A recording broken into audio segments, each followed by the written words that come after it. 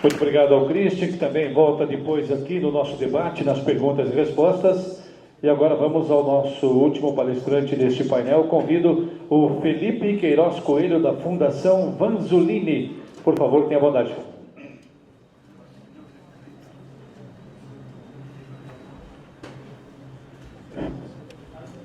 Boa tarde, pessoal. É um prazer estar aqui, primeiramente, em nome da Fundação Vanzolini. A Fundação Vanzolini tem mais de 50 anos, né? Ela é associada, é uma fundação sem fins lucrativos associada à Universidade de São Paulo. E ela sempre procurou trazer inovações, né? Por exemplo, a gente é o organismo acreditado pelo IMET para 9001-001 do IMET, né? Desde o começo, sempre procurando inovar na área de certificação. E acho que o pessoal do evento me convidou para falar um pouquinho para vocês. Ela foge um pouquinho não é tão técnica assim, né? Eu venho da construção civil, eu não domino muito sobre pellets, então se eu falar alguma bobagem sobre pellets, finge que não ouviu e a gente continua. Então, aqui a ideia que eu vim falar para vocês é sobre declarações ambientais. Então, eu vou falar bastante nessa palestra duas siglas, né? EPD, que é a sigla para Declaração Ambiental de Produto em inglês, e Avaliação de Ciclo de Vida, que é a CV. Quem é que já ouviu essa expressão, avaliação de ciclo de vida? Levanta a mão. Tá bom, beleza. Quem trabalha com a 14001, né, Sistema de Gestão Ambiental, sabe que na versão 2015 nova ela fala sobre isso, né, perspectiva do ciclo de vida. É esse bicho aí. Então, vou falar um pouquinho sobre declarações ambientais. Ela segue uma norma também, ISO, a NBR ISO 14025, que é um padrão internacional. É novidade no mundo e novidade no Brasil também. Vou trazer para vocês um pouquinho desses conceitos. A palestra eu dividi basicamente em 3 partes. O que é declaração ambiental, panorama mundial e benefícios, ok? Então, o que é... Aí que foi mais rápido. O que é a declaração ambiental? Então, ela fornece dados quantificados e fornece informações sobre o ciclo de vida do produto de acordo com padrões internacionais. Então, o ciclo de vida é uma ferramenta de avaliação de impacto ambiental. E isso é muito interessante, porque quando você pega um sistema tradicional, por exemplo, a 14001, você pensa, normalmente, agora na 2015 nem tanto, mas você tem um grande enfoque dentro da indústria, e que você tem um enfoque na linha de produção, né? A avaliação do ciclo de vida de produto, a declaração ambiental de produto e a avaliação do ciclo de vida, eles mudam um pouco esse enfoque e pensam no seu produto, a vida do seu produto, desde quando ele nasce até quando ele morre. Isso chama ciclo de vida, é meio filosófico, né? Então, essa é a ideia. Então, por exemplo, a gente pega tudo que tem vida, né? Você pega uma embalagem, por exemplo. Às vezes tem uma vida tão curta, né? Um potinho de iogurte, mas teve extração de petróleo, passou pela indústria, aí teve toda a logística, chegou lá, você comeu, jogou fora, passou, a vida dele foi alguns instantes para você, mas o impacto ambiental que tem ali, né? Então, essa é a ideia. Foi falado muito sobre logística, né? Então, a gente fala sobre pellets, você tem talvez um apelo sobre você emitir menos carbono na queima, mas se você tem um modal de transporte, você pode matar todo o seu benefício aí, né? Você diminui X% da emissão de carbono, então ele está comprando de você, mas na verdade, por conta da logística ou por causa de algum outro problema, você tem um impacto ambiental maior porque você está emitindo mais carbono. Aí pronto, aí não faz sentido. Então, o ciclo de vida, ele tenta pensar de uma maneira mais ampla esse conceito sobre impactos ambientais, não o que acontece dentro da indústria, mas pensando no material em si. E as declarações ambientais, o que são? É uma forma padronizada de você comunicar isso. Então, tem vários impactos ambientais sobre energia acumulada, consumo de água, carbono, pegada de carbono, que é a mais famosa, né? Tem vários outros. E aí você quantifica isso, segue um padrão internacional e publica essas informações, elas se tornam públicas. Quem quiser pode acessar isso. Eu costumo dizer que declaração ambiental de produto é muito parecida com informação nutricional de alimentos, sabe? Quando você vai no supermercado, então você vai procurar lá um salgadinho para você comer, uma bolacha, por exemplo, aí você vai olhar e, deixa eu procurar pelo menos uma que tem, sei lá, menos sódio, né?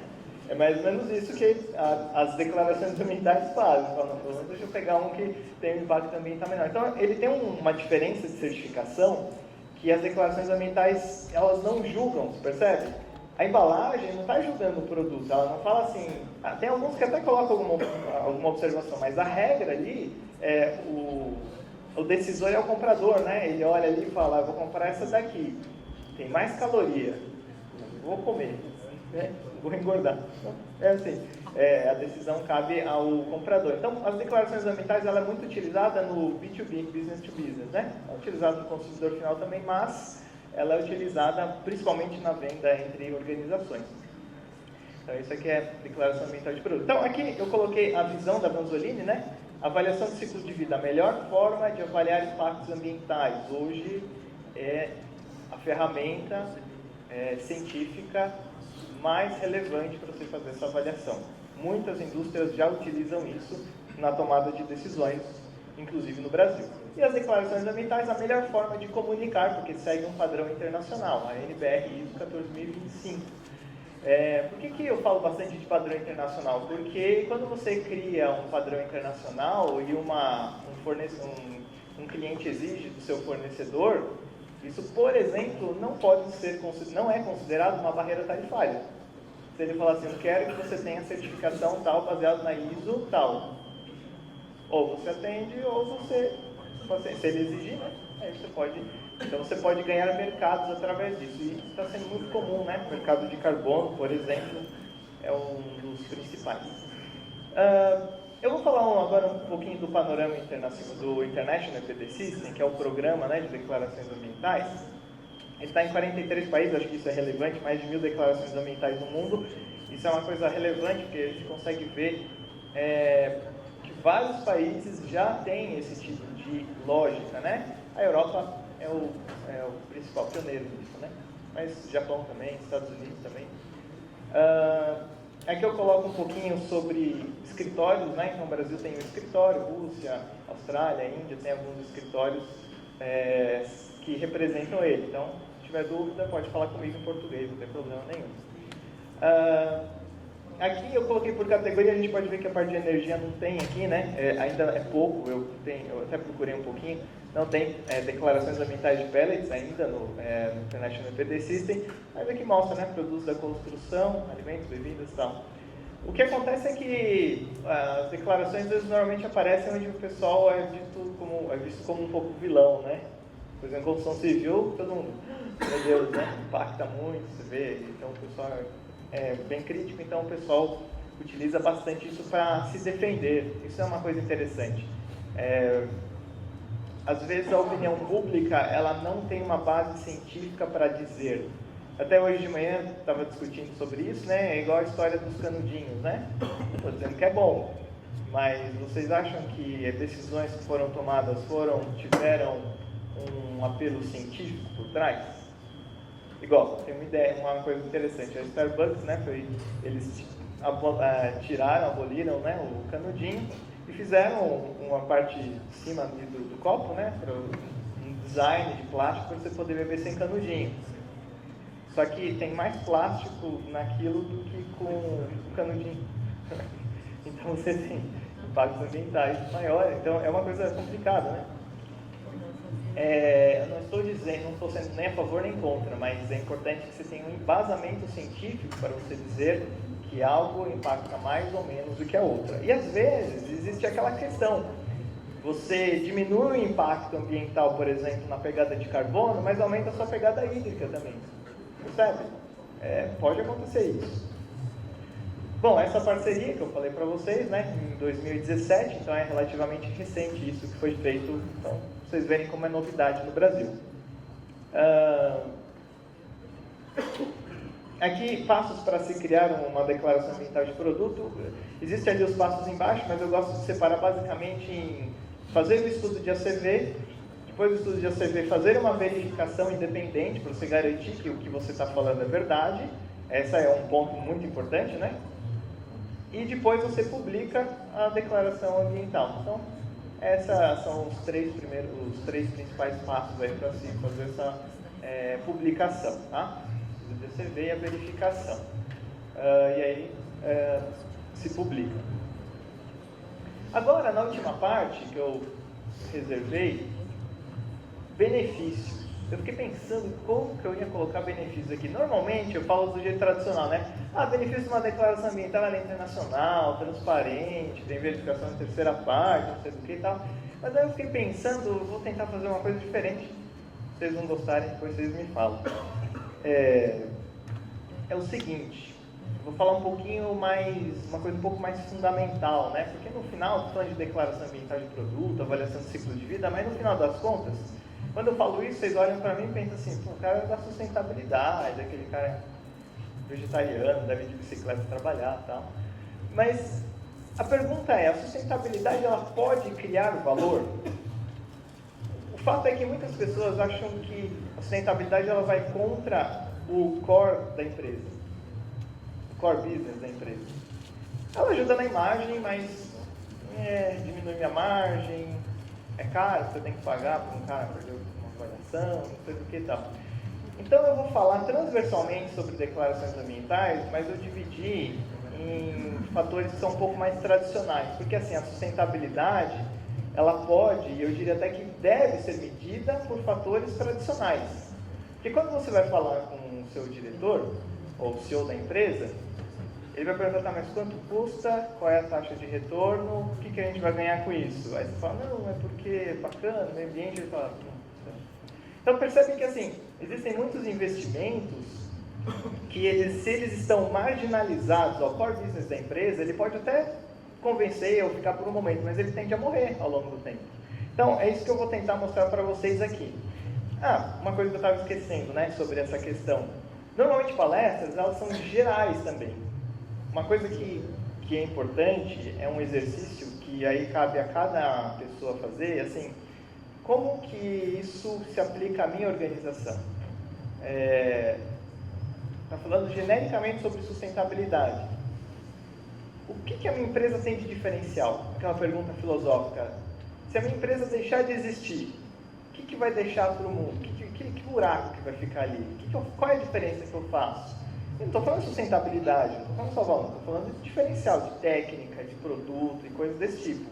Pensando nisso, como que a sustentabilidade pode fazer com que eu ganhe mais mercado? Como que ela pode me ajudar a ter mais valor? Esse é um exercício que é mais complexo, né? Mas normalmente, quando você faz esse exercício específico, não sustentabilidade de uma maneira genérica, então aí a sua empresa vai ter uma solução diferente, a empresa B vai ter uma solução diferente, a C vai ter uma solução diferente, porque você tem filosofias diferentes, políticas diferentes e um diferencial também, cada uma. Então, o que eu coloquei aqui? Aumento na margem de lucro. Ela pode aumentar a eficiência. Isso é muito, muito, muito comum. Quando o pessoal contrata um estudo de avaliação de ciclo de vida, é impressionante como, regra, as pessoas falarem assim, nossa, eu percebi que a gente tem uma perda no meu sistema produtivo, mas eu reutilizo. Mas aí, na reutilização, eu percebi o seguinte, eu gasto tanta energia e água para reutilizar que não vale a pena. Eu estou impactando mais o meio ambiente, é muito comum isso, né? Reciclagem é bacana, mas às vezes você tem um impacto maior na hora de lavar, na hora de não sei do que e tal, do que propriamente você utilizar o produto. É virgem. Olha que coisa de louco, né? Então, esse pensamento, essa técnica ajuda nisso, é você identificar perdas e diminuí-las. Essa é a ideia. Se você diminui, por exemplo, embalagem, você também está diminuindo o impacto ambiental, mas você também está diminuindo o custo. Diminuir perdas, está diminuindo o custo também, né? Aqui eu coloquei um exemplo de uma certificação 14001 de uma indústria de água, né?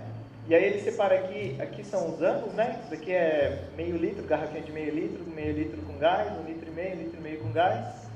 E essa aqui, 2 litros, e essa aqui eu acho que errado, 2 litros com gás.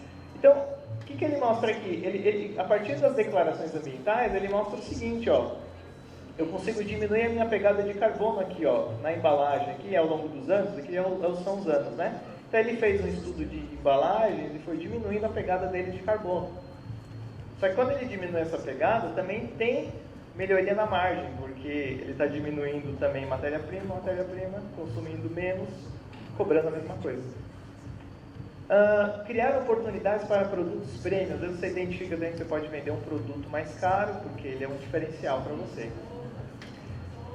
Criação de novas relações e melhoria dos já existentes. Daqui eu vou mostrar um slide, eu não quis colocar pellets porque eu não conheço muito do assunto, né? Mas eu coloquei um genérico, assim, né? Um mapinha.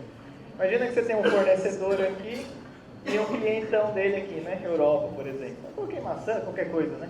Fornecedor. Só que o mundo não é assim, né, gente? É assim que é o mundo? Ou o mundo é assim, ó? O mundo é assim, né? Então tá todo mundo querendo vender pro cara lá. Então, o que eu quero dizer com isso aqui? Ó? Criação de novas relações e melhoria dos já existentes. Você reduz os riscos da imagem da empresa porque você consegue, por exemplo, ganhar mercados novos. A gente tem um mercado de carbono. Então você consegue comprovar isso. Mas o Pellets ele tem esse apelo. Sim, mas informação certificada e informações ambientais, isso poderia ajudar na minha organização. Hoje, muitas organizações na Europa exigem isso em vários nichos de mercado. E a taxação de carbono também, né? E assim vai, né? Eu falei de algumas outras coisas aqui. Antecipar e preparar diferentes cenários futuros. Uma vez eu vi um cara mostrando sobre a questão uma indústria, né? E ele mostrava assim, como que o lucro da empresa caía em relação, se aumentasse, se tivesse uma taxação de carbono, sabe? E aí você aumentando assim a taxa de carbono, o lucro ia para zero. Já pensou? Então, aumentar a capacidade de antecipar e preparar diferentes cenários futuros. A legislação hoje está cada vez mais apertada, né? No crescimento da receita, né? Aqui eu vou destacar alguns, né? Por exemplo, suporte à inovação, expansão de novos mercados. Então percebe que é importante isso? A minha empresa, eu forneço para X fornecedores, eu tenho X clientes. Se eu tiver esse apelo, se eu investir nisso, qual o nicho de mercado, qual market share que eu consigo alcançar? É um exercício que cada organização tem que fazer. Mas é uma possibilidade. Aí começa a você conseguir convencer o CEO da empresa de que vale a pena o investimento. Estamos falando de investimento, né? Certo? Então, só para resumir aqui, para nós finalizarmos, né? A CFD e as declarações ambientais, elas podem sim aumentar a margem de lucro, a redução de riscos e o crescimento da receita. Porque tem uma frase que fala assim, o que se é medido pode ser melhorado. Então, meça o que você pode medir. Faça uma avaliação qualitativa no que você não consegue medir. E pelo menos consiga ver a direção daquilo que você ainda está tateando para você ter a direção correta na sua organização. Então era isso que eu tinha para falar para vocês. Muito obrigado.